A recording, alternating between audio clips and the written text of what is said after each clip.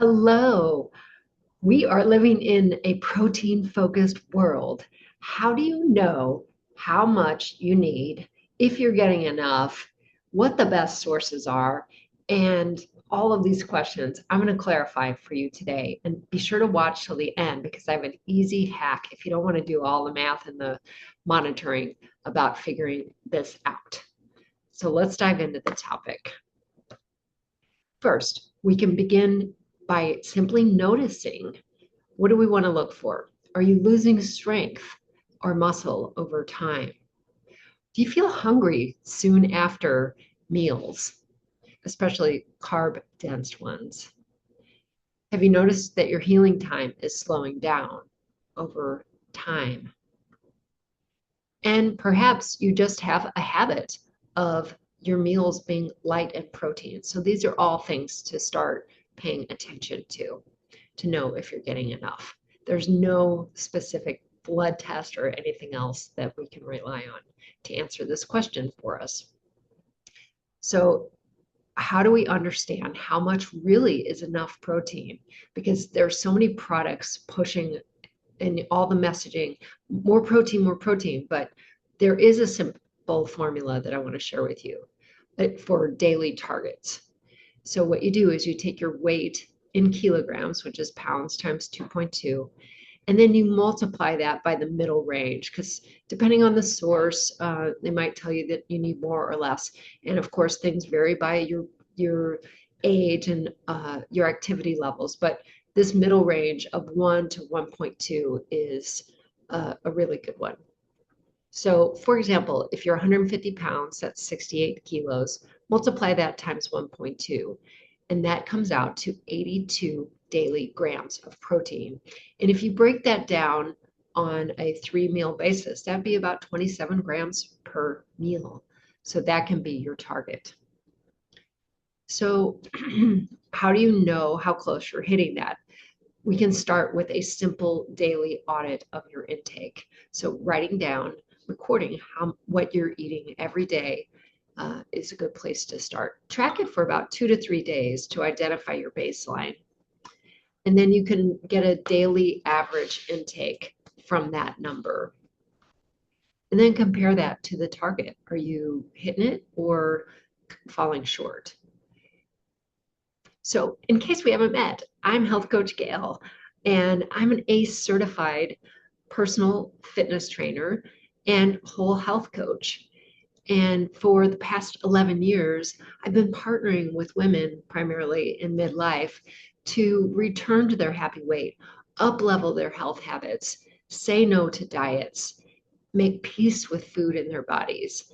And it is the most fulfilling work I could ever imagine.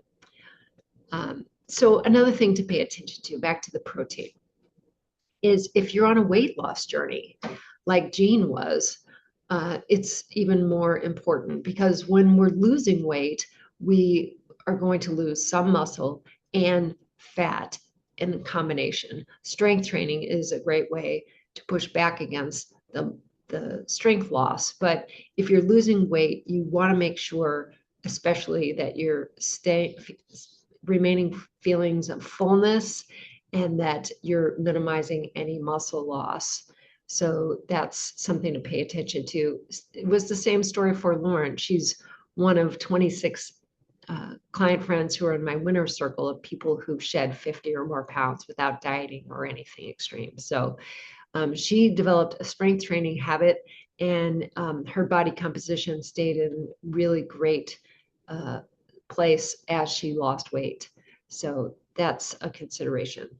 In our protein focused world, another really important factor is to consider source variety. So a lot of people think that if they need more protein, that simple answer is more meat. And we want to consider other sources for a lot of reasons, heart health, and just general health. The more variety of food we have in our diet, the healthier we are. So I want to highlight the best sources for you in the dairy category. And I encourage you always to consider the quality of these things. I personally always buy organic with anything dairy related, but eggs, Greek yogurt, and cottage cheese are really great sources. And then, of course, there's the fish, poultry, and lean meats. And we want more variety, as much variety here as possible. The next two are my favorite categories as somebody who eats primarily a plant-based diet. I eat lots of tofu, tempeh, and edamame, and then lentils, beans, and chickpeas. And this category is particularly good because not only is it high in protein, but it's high in nutrients and really easy on the wallet.